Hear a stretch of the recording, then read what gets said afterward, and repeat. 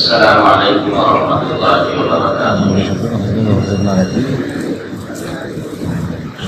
بسم اللہ الرحمن الرحیم۔ الحمد للہ الذی خلق الانسان وعلمہ البیان، والصلاة والسلام على رسوله الذي أرشده إلى كنوز العلم والعرفان، وعلى آله وأصحابه الكرام، أما بعد فأعوذ بالله من الشيطان الرجيم، بسم الله الرحمن الرحيم۔ إن الله لا يغير ما بقوم حتى يغيروا ما بأنفسهم، صدق الله العظيم۔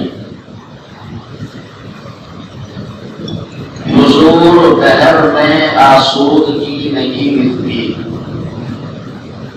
حضور دہر میں آسودگی نہیں ملتی، تلاش جس کی ہے وہ زندگی نہیں ملتی۔ ہزاروں لانا گل ہے ریاض ہستی میں، ہزاروں لانا گل ہے ریاض ہستی میں، وفا کی جس میں ہو وہ کبھی نہیں ملتی۔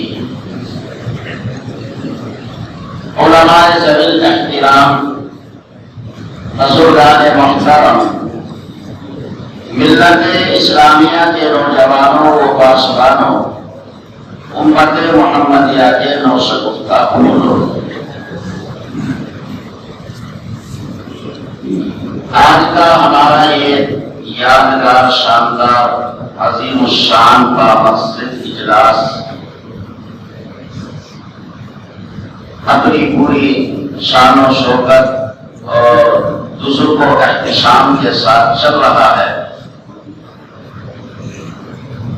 جن ایجنڈوں اور جن دفعات پر بات ہونی تھی وہ خاصی بات ہو چکی ہے۔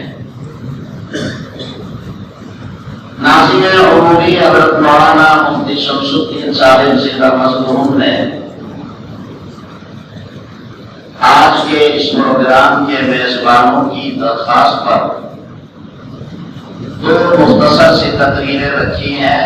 ایک ہمارے محترم حضرت مولانا محمد اسلم صاحب دامت برکاتہ نے جمعیت کا تعارف ہم سے کرایا، کچھ اصلاح معاشرہ کے عنوان سے جو کوششیں چل رہی ہیں اور ہمیں کیا کرنا ہے اور ہمارے سماج میں اس وقت کتنی ضرورت ہے، اس پر کچھ نہ کچھ لب گشائی کے لیے کہنے کے لیے مجھے حکم ہوا ہے۔ ابھی حضرت مولانا نے جمعیت کا تعارف آپ کے سامنے کرایا۔ یہاں جمعیت کے خدام بڑی تعداد میں تشریف فرما ہیں اور محلے والے، ذمہ داران، مسجد کی کمیٹی اور دوسرے حضرات جنہوں نے محنتیں کی، کوششیں کی اور یہ پروگرام سجایا سنوارا اور آپ کی ضیافت کی ذمہ داری انہوں نے لی، وہ یہاں تشریف فرما ہے۔ میں آپ کو بتانا چاہتا ہوں کہ جمعیت علماء ہند ملک کی وہ واحد اور ممتاز جماعت ہے کہ جس جماعت نے ہمیشہ ملک و ملت کی وہ خدمات انجام دی ہیں۔ مجھے یہ کہتے ہوئے کوئی حال محسوس نہیں ہوتی کہ دوسری تنظیموں اور جماعتوں میں اس کی نظیر اور مثال نہیں ملتی۔ مختصر لفظوں میں آپ کو بتانا چاہتا ہوں کہ جمعیت علماء ہند وہ جماعت ہے جو مجموعہ عبادات ہے۔ اگر کوئی اللہ کا بندہ اس جماعت سے جڑ کر کسی طرح کی کوئی خدمت اور کوئی عبادت اور نیکی کرنا چاہے تو اس کے لیے کھلا ہوا میدان ہے۔ اگر آپ کے دلوں کے اندر یہ جذبات ہوں کہ ہم اپنی قوم کے بچوں کی تعلیم و تربیت کو انجام دیں، ان کی تعلیم و تربیت کا انتظام کریں، اپنے سماج اور معاشرے سے جہالت کو کو ختم کریں تو آپ کو خوش ہونا چاہیے کہ آپ کی جماعت اس میں کسی سے پیچھے نہیں ہے، اور بچوں کی تعلیم و تربیت کا کام جماعت اعلیٰ نمبر پر کرتی ہے، اور اس طرح کے اسکول اور کالج جمعیت کے ہیں جہاں آپ اپنے بچوں کو تعلیم دلا سکتے ہیں، اور کوئی بھی مسلمان اس جماعت سے جڑ کر اس اہم کام کو انجام دے سکتا ہے۔ آپ یہ چاہیں کہ ہم بے کسوں، بے سہارا، غریبوں اور یتیموں اور مسکینوں کی مدد کریں، وہ لوگ جو سیلاب زدہ ہیں، وہ لوگ جو آفتوں میں آئے ہوئے ہیں، ایسے لوگ جو بیچارے قسم پرسی کی زندگی گزار رہے ہیں، ان کا کوئی پرسان حال نہیں ہے۔ یہ آپ کی جماعت ہے کہ یہ ہر بے کسوں، بے سہارا اور بے یار و مددگار لوگوں کا تعاون کرتی ہے، گاڑیاں بھر بھر کر سیلاب زدہ لوگوں کا تعاون کرتے ہیں، جو پریشانیوں میں آفتوں میں آ جاتے ہیں، ان کی دیکھنے کی جماعت کرتی ہے، ان کا تعاون کرتی ہے۔ اگر کوئی اپنے سینے میں دھڑکتا ہوا بیدار دل رکھتا ہے اور یہ چاہے کہ میں بے سہارا لوگوں کا معامل بن جاؤں، آپ کو خوش ہونا چاہیے کہ آپ کی جماعت یہ کام بہت پہلے سے کرتی ہے اور اعلیٰ پیمانے پر کرتی ہے۔ آپ یہ چاہیں کہ ہماری زندگی کا جو مقصد ہے، اور مسلمان کے لیے اتنا اپنے آپ کو جاننا اور پہچاننا ضروری نہیں جتنا کہ اپنے پیغمبر کو جاننا ضروری ہے۔ قربان جاؤ جمعیت کے حکام پر کہ یہ مستقل محنتیں کر کے مسجد مسجد پہنچ کر کے سیرت کے پروگرام کرتے ہیں اور امت کو نبی کی سیرت اور آپ کی زندگی سے واقف کراتے ہیں۔ اپنے کعبہ کی قسم یہ اس جماعت کا بڑا اہم کردار اور بڑی خدمت ہے۔ اگر لوگوں کے سامنے میرے پیغمبر کی زندگی ہو، انسانوں کے سامنے میرے نبی کی زندگی ہو، نبی کی سیرت ان کے سامنے ہو، خدا کی قسم اس دنیا میں جو آج معاشرہ اتنا تحفظ زدہ ہو چکا ہے، اس معاشرے میں رکھتے ہوئے شرم آتی ہے، اللہ کی قسم یہ معاشرہ اس قدر کبھی کر سکتا ہے۔ اور یہ جماعت ہے جمعیت کے کام کو اس میں خوبی انجام دیتی ہے، اپنی راحت اور آرام کو قربان کر کے اس عنوان سے اس کی وہ محنت ہے کہ مجھے لگتا ہے کہ دوسری کو جماعت ایسا کام نہیں کر رہی ہے۔ اسلام کے معاشرے کے عنوان سے بات کی جائے تو وہ کون سی شاخ ہے، وہ کون سا محلہ ہے، کون سی مسجد ہے جہاں جمعیت کے حکام پہنچ کر کے اس عنوان سے محنت نہ کرتے ہوں، مسجد مسجد جا کر کے، گھر گھر جا کر کے، ہر تقریب میں جا کر کے ان کو سمجھاتے ہیں، ان کی خوشامد کرتے ہیں۔ کتنے ہیں کہ وہ اپنے مقام پر رہتے ہوئے ایک حیثیت رکھتے ہیں، لیکن سماج اور معاشرے کے سدھار کے لیے وہ جمعیت کے پلیٹ فارم سے جا کر کے معمولی آدمیوں کی پیروں میں اپنی دستار اور اپنی ٹوپی رکھ دیتے ہیں۔ اللہ کے واسطے تم یہ کام نہ کرو۔ مسلمانوں، ہم نے جمعیت کو سمجھا ہی نہیں، ہم نے اس کی قربانیوں کو، اس کی خدمات کو، جمعیت کیا کچھ کر رہی ہے، ہم نے اس کو پہچانا نہیں۔ کوئی عنوان، کوئی پہلو ایسا نہیں ہے جس عنوان سے جمعیت کی خدمات ملک و ملت کو حاصل نہ ہو۔ بلا تفریق مذہب و ملت کی جماعت کام کر رہی ہے اور وہ کام انجام دے رہی ہے کہ حق تو یہ تھا کہ مسلمانوں کو اس جماعت سے جڑ کر کے ہر کار خیر میں حصہ لینے کی سعادت ان کو ملتی اور وہ بڑھ چڑھ کر کے اس جماعت میں شریک ہوتے ہیں اور ہونا چاہیے۔ ایسی کوئی جماعت تنظیم نہیں ہے جو ہر عنوان سے ملک و ملت کی خدمات انجام دے رہی ہے۔ یہ آپ کو فخر حاصل ہے، یہ آپ کی جماعت ہے کہ اللہ نے اپنے بزرگوں کی قائم کردہ جس جماعت سے ہمیں جوڑا ہے، اس جماعت کی کوئی مثال اور نظیر اس ملک میں نہیں ہے۔ میرے بزرگوں، قابل احترام علماء، میں بہت احترام کے ساتھ عرض کر رہا ہوں، اس وقت جو مجھے حکم ہوا تھا وہ اصلاح معاشرہ کے عنوان سے، آج مجھ سے زیادہ آپ جانتے ہیں کہ ہمارے سماج میں، ہماری سوسائٹی میں، ہمارے معاشرے میں جو بگاڑ ہے، جو خرابیاں ہیں، جو برائیاں ہیں، منکرات ہیں، فواحش ہیں، گناہات ہیں، بلکہ یہ کہہ دیا جائے کہ آج معاشرہ اس حد کو پہنچ چکا ہے کہ اب یہ نبی کے دامن سے وابستہ مسلمان ہر گناہ کے قریب اور ہر عبادت سے دور نظر آ رہے ہیں۔ میرے بزرگوں، جب معاشرے کے بگاڑ پر ہم نظر ڈالتے ہیں اور ہم اپنے سماج اور معاشرے کی بات کرتے ہیں تو کچھ لوگ ہیں جس کو میں مانتا ہوں کہ وہ احساس کرتے ہیں اور وہ حساس ہو جاتے ہیں اور ان کو فکر لاحق ہوتی ہے کہ واقعتاً سماج میں اس درجے بگاڑ اور اس درجے منکرات اور بے حیائی نہیں ہونی چاہیے تھی، لیکن ان کی یہ قوت اور ان کا یہ احساس صرف درسوں اور زبان تک رہتا ہے، میدان میں زمینی سطح پر آ کر محنت نہیں کرتے۔ یاد رکھنا، آپ علماء ہیں، آپ اس سے زیادہ جانتے ہیں، معمولی سا طالب علم ہو، لیکن یہ بات کو دو لفظوں میں کہنا چاہتا ہوں۔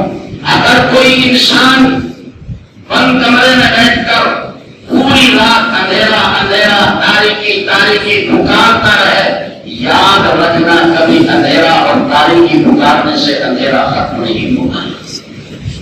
اگر آپ اندھیرا ختم کرنا چاہتے ہیں، تاریکی ختم کرنا چاہتے ہیں، تو آپ کو دیا جلانا پڑے گا، چراغ روشن کرنا پڑے گا۔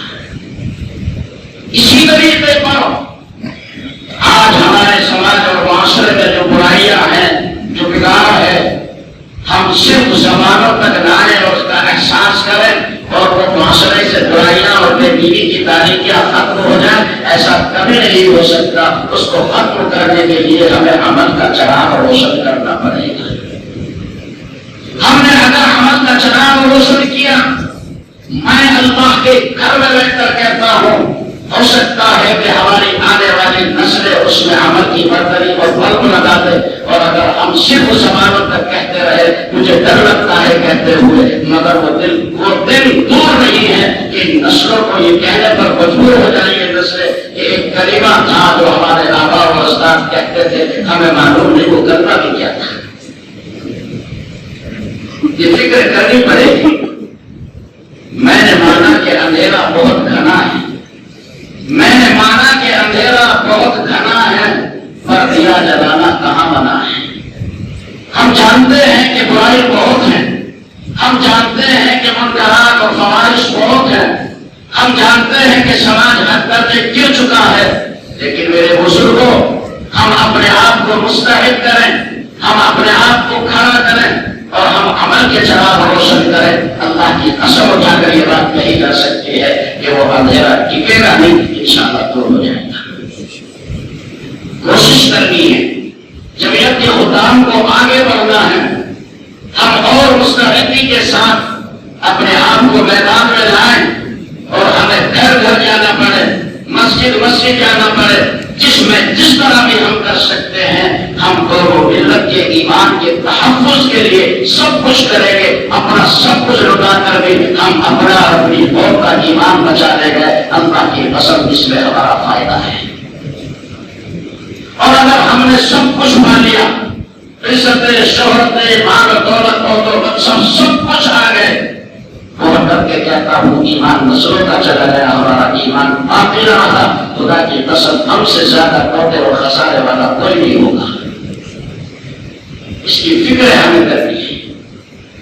آج جو بھی ذرائع ابلاغ ہو سکتے ہیں، ان کے ذریعے سے ہمیں یہ خبریں ملتی ہیں، ہمیں یہ معلوم ہوتا ہے کہ جو مسلم دشمن طاقتیں تھیں، جو اسلام دشمن طاقتیں تھیں، وہ اسلام کی حقانیت کو دیکھ کر، اسلام کی صداقت اور سچائی کو دیکھ کر وہ اسلام قبول کر رہے ہیں، مشرف اسلام ہو رہے ہیں، اسلام کے دامن میں آ رہے ہیں۔ جب ہم یہ سنتے ہیں، ہمارے جوان، ہمارے مسلم بوڑھے، ہمارے علماء، ہر طبقے کا آدمی کھل اٹھتا ہے، بہت خوش ہوتا ہے، مچلنے لگتا ہے، خوشی سے اس کے دل کی زنجیر کا ہتھیار بجنے لگتا ہے، وہ اس پر خوش ہوتا ہے۔ اور یقیناً خوشی کی بات ہے کہ وہ غلط عناصر، وہ اسلام دشمن طاقتیں جو اسلام کو مٹانا چاہتے تھے، اسلام کی حقانیت اور صداقت کو دیکھ کر اسلام قبول کر رہے ہیں۔ لیکن بہت دکھی دل کے ساتھ کہتا ہوں، اور میرے بزرگوں، یہ کوئی تقریر نہیں،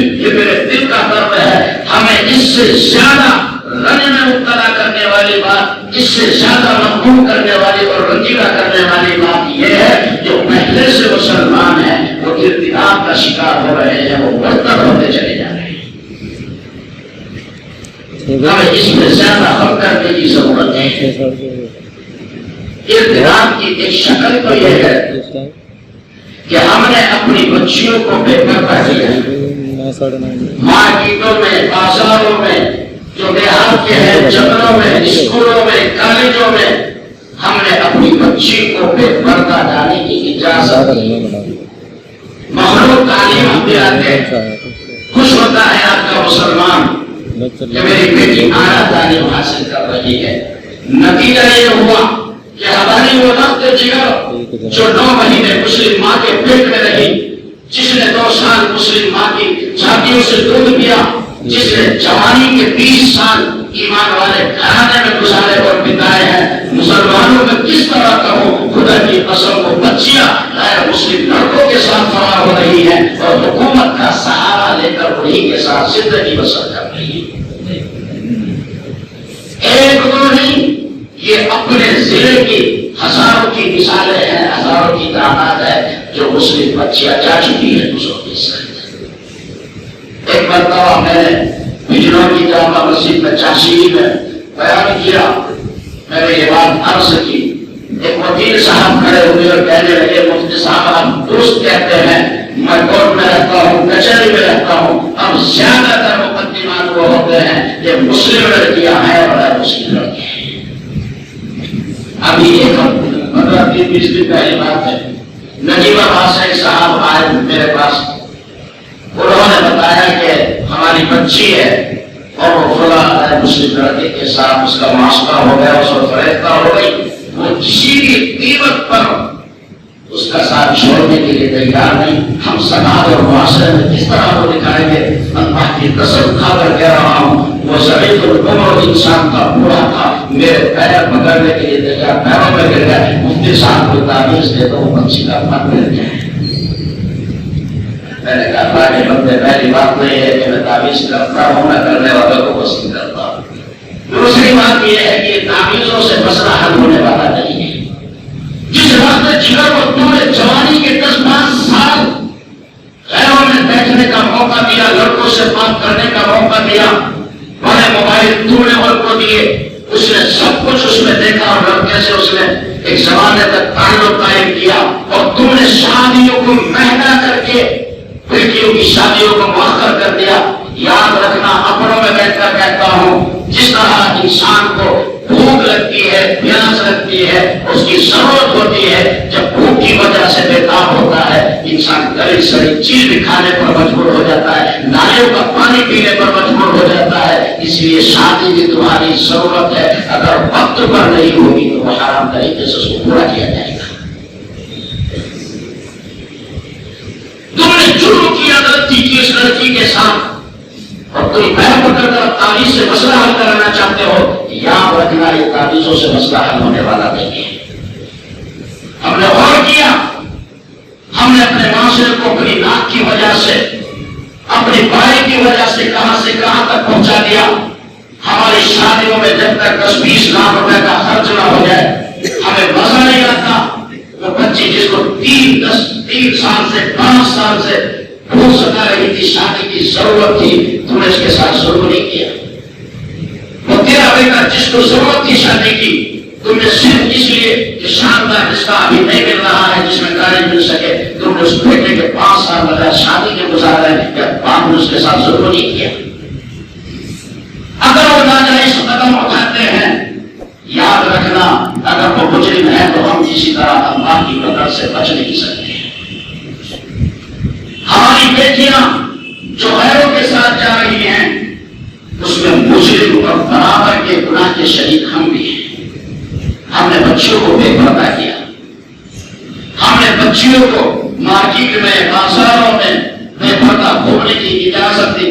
جو دیہات کے ہیں ان کی بچیاں جنگلوں میں جاتی ہیں، جو اپنے آپ کو اعلیٰ کوالٹی کے سمجھتے ہیں، مہذب لوگ سمجھتے ہیں، اعلیٰ تعلیم یافتہ سمجھتے ہیں، انہوں نے حد کر دی اور وہ مخلوق تعلیم کے لیے اپنی بیٹیوں کو کالج اور اسکول میں بھیجتے ہیں۔ تمہیں خبر نہیں کہ کس حال میں تیری بیٹی اپنے اور جس حال میں واپس آ رہی ہے، جس نے جوانی کے 10-20 سال 10 سال 5 سال غیر اپنے اور غیر لڑکوں کے جوانوں کے ساتھ بتائے ہوں، ذرا سوچو کہ اس کی پوزیشن کیا ہوگی۔ ہم خیال کریں، احساس کریں، اپنے آپ کو جیو لیں، اپنے معاشرے پر نظر ڈالیں۔ میں صرف کہہ کر کے چلا جاؤں، احساس کر لو، آپ بھی احساس کر لیں، کام نہیں چلے گا۔ زمینی سطح پر محنت کرنے کی ضرورت ہے۔ بلال کہاں سے آ رہا ہے اس کو سوچنے کی ضرورت ہے۔ ایک بات اور کہہ دوں، بات بالکل حقیقت ہے، بڑے شہروں کی بات نہیں، وہاں جو ہو رہا ہے سو ہو رہا ہے، اس کا تو کوئی اندازہ ہی نہیں کر سکتا۔ یہ چھوٹے چھوٹے قصبات، بجرور، گرتپور، چاندپور، نجیب آباد، چھوٹی چھوٹی جگہ، آپ کسی ہوٹل کے پاس صبح کو جا کر بیٹھیے اور شام تک وہاں رہیے، اللہ کی قسم اٹھا کر کہتا ہوں دل رہ جاتا ہے، آپ کو سینکڑوں مسلم بچیاں اس ہوٹل میں ایک دن میں جاتی ہوئی ملیں گی۔ یہ کوئی قصے کہانی نہیں، یہ افسانے نہیں، یہ مولوی کے جملے اور جملے کلیم جملے بازیاں نہیں، آپ کے جذبات کو ابھارنے اور برانگیختہ کرنے کے لیے یہ کوئی جملے کری نہیں، خدا کی قسم یہ حقیقت اور واقعہ ہے، آپ اس کا اندازہ کر سکتے ہیں۔ ہم اپنی جگہ پر جو ہیں وہ بیٹھے رہیں اور مسلم بچے روزانہ ہوٹلوں میں جاتی رہے، یہ ہماری غیرت کیسے گوارا کر رہی ہے؟ کہاں سو گیا ہمارا ضمیر؟ ہر مسلمان کی ذمہ داری ہے کہ وہ چیزوں پر نظر رکھے۔ آپ جمعیت کے خدام کے ساتھ آگے بڑھیے، ان کے شانہ بشانہ چلیے اور ان کے ساتھ اس عنوان سے محنت کیجیے۔ آج شدید ضرورت ہے اپنے معاشرے کے سدھار کی اور اس کی اصلاح کی، حد تک کہ ہمارا معاشرہ گر چکا ہے۔ میں عرض کر رہا تھا کہ زیادہ رنج اور غم اس سے ہوتا ہے کہ جو پہلے سے مسلمان ہیں، جو مسلم گھرانوں میں رہتے ہیں، جنہوں نے جوانی کے 10-20 سال مسلم گھرانے میں گزارے ہیں، وہ مرتد ہو رہے ہیں اور ہمیں احساس تک نہیں ہے۔ یہ تو لڑکیوں کی ابتلاء کی شکل ہے کہ ہم نے اپنی بچیوں کو آوارہ کیا، بے پردہ کیا، ہر طرح کی جھوٹ ان کو دی۔ نتیجہ یہ ہوا کہ ہم جس زوم اور جس گمان میں تھے اور جو ہم سوچ رہے تھے ہماری بچی اعلیٰ تعلیم حاصل کر کے آئے گی، ہمارا سماج میں نام ہوگا، اس بچی نے ایسا نام ڈوبایا کہ آپ گھر سے نکلنے کی ہمت اور جرأت نہیں کرتے۔ سوچنے کی ضرورت ہے، کیا پریشانی ہے مسلمانوں کو اپنے اسکول اور کالج بنانے میں، کیا دقت ہے؟ ہم اپنی شادیوں میں معمولی شادی جو اوسط درجے کے گھر کے لوگ ہیں، آج کی ڈیٹ میں 7-8 لاکھ روپے بالکل آسان خرچ کر رہے ہیں، جو لڑ دے رہا ہے اس کے لیے سمجھ لیتا ہو رہا ہے۔ جو اس سے زیادہ کی شادی کرتے ہیں ان کا تو آپ جانتے ہیں کتنا خرچ ہو رہا ہے۔ کیا ان پیسوں کو بچا کر ہم اپنی بیٹیوں کی عزت کی حفاظت کے لیے نہیں لگا سکتے ہیں؟ ہمیں اپنے اسکول اور کالج بنانے میں کیا دقت ہے؟ اگر اس پر محنت کی جائے کہ جہاں ہر آدمی اپنی شادی کو تھوڑا سا آسان کرے اور اس سے پیسے بچا کر کے بیٹیوں کی ایمان کی حفاظت کے لیے ہم اپنی ادائیگی کریں گے۔ ارتداد کی ایک شکل یہ ہے کہ ہم نے اپنی بچیوں کو، اپنے بچوں کو بڑے موبائل دے دیے، وہ کانوں میں لیڈ لگا کر جب رات کو بستر پر آتے ہیں اور صبح کو اٹھتے ہیں، آپ میں علماء کی موجودگی میں کہہ رہا ہوں، آپ ضرور ان کا نام مسلمان روانہ لے کر پکارتے ہوں گے، لیکن ان کے پاس ان کا ایمان نہیں ہے۔ میرے پیغمبر نے فرمایا جس نے گانا سنا اچانک گانے کی آواز اس کے کانوں میں آ گئی، اس نے نافرمانی کی۔ جس نے دھیان اور توجہ سے گانا سنا اس نے گناہ کبیرہ کیا، اور جس نے گانا سن کر لطف لیا اس نے کفر کیا۔ خیال تو کیجیے، پوری رات گانے کے لیے کانوں سے ہوتی ہے، بیٹی بھی مچل رہی ہے، بیٹا بھی مچل رہا ہے، پوری رات کو کیا کچھ کر رہا ہے۔ ضرور تم یہ پکارتے ہو کہ میرا بیٹا اٹھا محمد صلی، لیکن تجھے یہ خبر نہیں کہ اس نے رات اپنی ایمان کا سودا کر دیا۔ ایک صاحب نے مجھے بہت معتبر آدمی تھے، انہوں نے واقعہ دہلی کا بتایا۔ ایک نوجوان، رمضان کا مہینہ ہے، اس نے روزہ رکھا، سحری کھائی، روزہ رکھا، فجر کی نماز ادا کی، پھر ظہر کی نماز ادا کرنے کے لیے مسجد گیا۔ نماز ادا کرنے کے بعد امام صاحب سے ملا اور اس نے کہا حضرت رمضان کا مہینہ ہے، میں نے روزہ رکھا، سحری کھائی، فجر کی نماز بھی ادا کی، ظہر کی نماز بھی ادا کی، میں نے اپنے موبائل پر گندی فلمیں دیکھی ہیں جس سے میرے کپڑے خراب ہو گئے، یہ بتاؤ میرا روزہ رہا یا نہیں رہا؟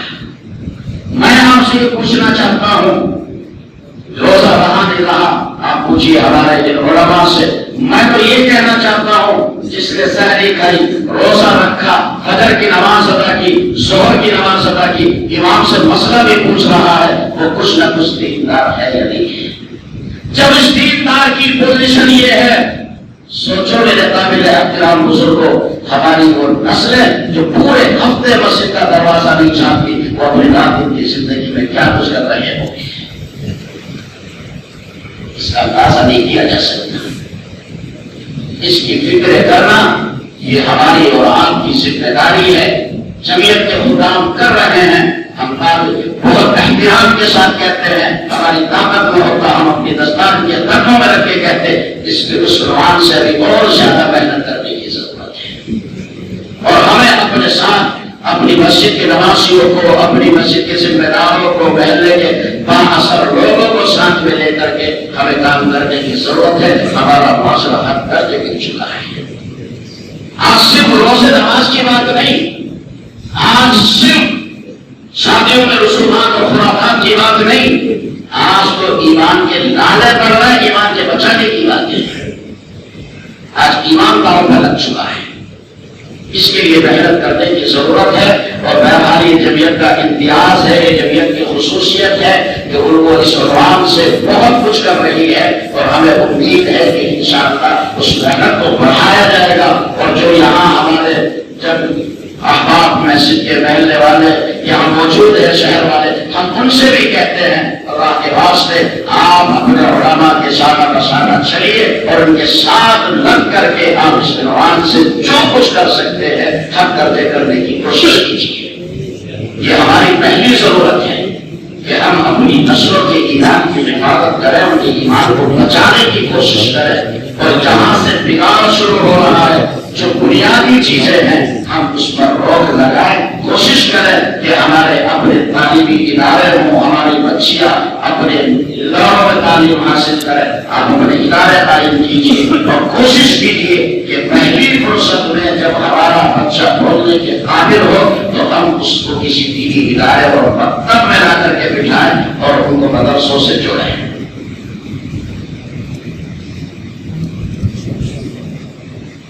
تو یہ پہلی چیز ہے کہ ہم پہلے ان کو قرآن پڑھائیں، ہم اپنے بچوں کو دینی تعلیم دلائیں، ہم اپنے بچوں کو اداروں سے جوڑیں، ہم اپنے بچوں کو قرآن تعلیم دلائیں۔ اگر یہ رہے گا تو انشاءاللہ ہمیں یہ امید ہے کہ جو بچے اداروں سے نکل کر کے باہر آتے ہیں، اگر وہ دنیا کے کسی بھی میدان میں جائیں گے تو انشاءاللہ ہم نے ایمان کا سودا نہیں کریں گے۔ یہ پہلی ضرورت ہے، اس کا اثر پڑتا ہے۔ آپ علماء ہیں، آپ کو بتانے کی ضرورت نہیں، حضرت ابراہیم علیہ السلام کو جب اللہ پاک نے حکم دیا تھا ابراہیم آپ اپنی زوجہ اور اپنے بیٹے کو ایک ایسی جگہ میں چھوڑاؤ جس کو قرآن کہتا ہے کہ وہ وادی غیر ذی زرع تھی، جس میں کاشت کی صلاحیت نہیں تھی، وہ بنجر زمین تھی، نہ وہاں ہریالی تھی، نہ پانی تھا، نہ درخت تھے، نہ کوئی انسان تھا۔ فرمایا ابراہیم تم اپنے بچوں کو ایسی جگہ پر چھوڑ کر کے آؤ۔